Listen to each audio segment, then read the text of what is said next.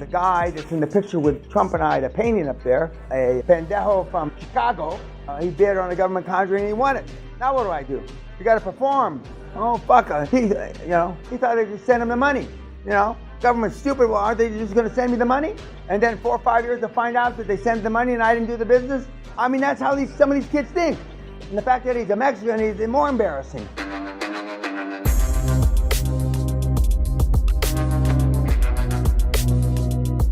The Mexican morons. They took me out. They came to my house in Rolling Hills. They wanted to take me out to dinner because I had helped them in their careers. We went to the cheapest restaurant I could find because I thought they were going to pay. It was a Greek restaurant on the hill, Palos Verdes. The bill comes, between the 5 of them, they didn't have enough money to pay the bill. I paid the bill, and from that day forward, they were the Mexican morons. So one of them got married about 5-6 years ago on his boat, big yacht, and so I was asked to make a speech. There were 4 non-Hispanic faces of the 300 people or so. The girl he was marrying, Sally, myself, and 2 black people, a black couple. He was a ex-McKenzie guy, or a McKenzie guy. Everybody else, Taco Brown, okay?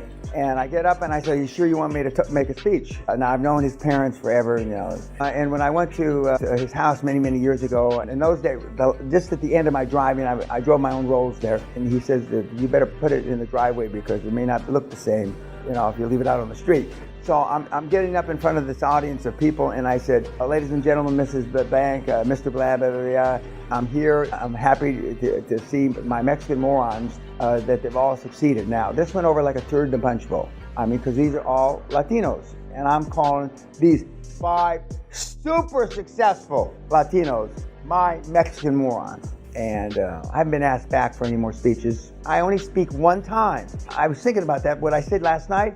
It's true. I've never talked twice anyplace. Literally. I've never talked twice anyplace. And I don't think that's going to change because I'm not selling anything and that's just the way it is. But those Hispanic kids, really super smart. 3 went to Harvard, 1 went to William and Mary, 1 went to Berkeley. Okay, those are all great schools, multi-degrees. But the more I think of it, my feelings are going to be hurt because nobody's asked me back to speak now that I think about it more and more. I've only been to the White House 1 time. The 5 presidents I met, I've only met 1 president at the White House. They've never asked me back there either. They've never asked me back. I'm off until recently when I got my investiture by the Queen. I was off the royal invitation list for 26 years. 26 years. Now that probably hurt your feelings, babe. It didn't hurt mine. Somebody had just asked me a question. What was the last question? Oh, how do we get 100 for twins? Okay. You can tell he's from the north of England because they're a little slower up in the north of England. Remember, 100% for the purchase price and 20% overfinance for working capital. Working capital. And that's how you finance them. The fact that they tell you have to wait 9 months, that's all bullshit. You can refinance pretty quickly. And you can always refinance when it's slapped with another acquisition. So in other words, you're refinancing the first one plus a second one, so you're refinancing the whole package. And then 60 days later, you got a third one, you can refinance the whole package. And on one of the webinars, not this webinar, when Frank said, then he refinanced his whole package for 400%. So he had 300% working capital. When you buy them with owner financing, refinancing is easier if it's only 50% owner financing. Somebody here recently had a deal, 99% owner finance, 1%. I mean, he probably just used the credit card for the 1%. And it's because I think an employee must have owned 1% and didn't want to sell. And sometimes that happens. In other words, let's say that there's an ESOP, an employee stock ownership plan, and let's say 7% is owned by the employees. They may not want to sell. So then what do? Good. That's less money you got to come up with, and you make them part of the solution instead of part of the problem. So there's virtually no way. Walter, don't sneak up on me with that hand.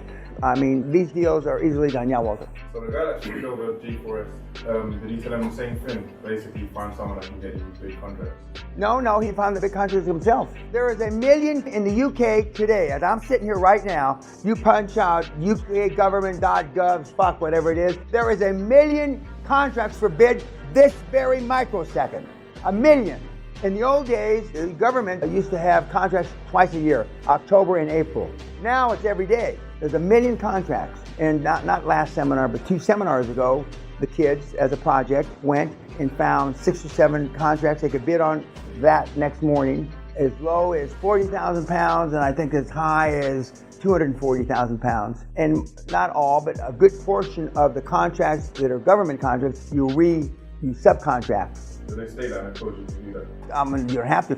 But yes, you can subcontract, but you have to apply, you have to register to bid. So you have to have an entity to bid, which doesn't take any time at all. The guy that's in the picture with Trump and I, the painting up there, a pendejo from Chicago, he bid on a government contract and he won it. Now what do I do? You got to perform. Oh, fuck. He thought they'd just send him the money. Government's stupid. Well, aren't they just going to send me the money? And then 4 or 5 years to find out that they sent the money and I didn't do the business? I mean, that's how some of these kids think. And the fact that he's a Mexican is more embarrassing. Now, he doesn't look like exactly a white man up there with me, kind of looks like a thin, he just lost 50 pounds too. I'll take a chainsaw to that fat belly of yours, no problem. I mean, you'll be slim and trim next time these guys see you. So there's 1 million contracts. I told you about a Sikh Indian about a year ago, came to the Ritz and waited for me in the lobby. And he says, excuse me, Mr. Pena, I'm not a heckler or a stalker, but I'm so proud, I just need to show you something. So we took him up to the suite, we sat down, and he opened up his computer, and he went through these pages. That's my contract, that's my contract, that's my contract, that's my contract. So, and he said, I heard you on YouTube. And I went, I qualified, and I won 4 out of 7 contracts. So I know how the system works. What's the point of this? I want to thank you. And in the Indian thing, they want to kiss your feet. No, I don't need that, The last person that got his feet washed, they crucified. I don't need but I have had Indians in that office kiss my feet because they are now rich, and that's a sign of respect. You don't have to, you can just say you wanted to kiss my feet, you don't have to kiss my feet. But he won these 4 contracts, and this is a guy that just stopped me in the lobby of the Ritz and wanted to thank me. I'm rich now. Okay. Congratulations, young man. I got to get ready for dinner. Thank you very much. And, don't let the door hit you in the ass on the way out. But it's like when I was in Poland, I've got a young Polish kid who was a senior in university. He made €1 million last year. Nobody even came up to say hello to him. I'm in a Polish university, 250 Polish students. Not one person even came over to shake his hand, say, fuck you, kiss my ass, nothing. Right, Jan? You know who I'm talking about. Why? €1 million is a lot of fucking money in Poland. It's $1,300,000 more or less. About £1 million. Not one single person came up to even say hello to him. They didn't want to know how he made the money. That's why I say most of the people that pretend. Because if he told them how, now the onus is on their shoulder. Years ago, I used to have the kids come up to the stage and tell, I don't do that anymore. It's debilitating because, kids would get up and leave rather than listen to a college senior success story at the same school they went to. They would get up and fucking leave. I used to give the seminar for free. 700, 800, 900 people at the airport. For free! And they would complain they didn't like the food. Now what does that tell you? I don't feel anything for the people that don't, and that's why I give it all away, to take the last excuse away for these dipshits that I don't know how to do it. You have a much higher chance of being a billionaire here because I will lay hands on you. But most people they go through the exercise. They're not really interested. If I was a college senior or college and a kid made €1 million at the same school taking the same fucking classes I'm taking, I'd be on him like a cheap fucking suit. How? Why? What? When? Dim? Can you show me? Can you help me? It wasn't Walter though. It was a white kid in Poland. Any questions? Okay, kids, dinner tonight is fish and chips. This is my favorite night. 1 homework, right? Goals, affirmations. Okay, we'll see you. Thanks, Kat.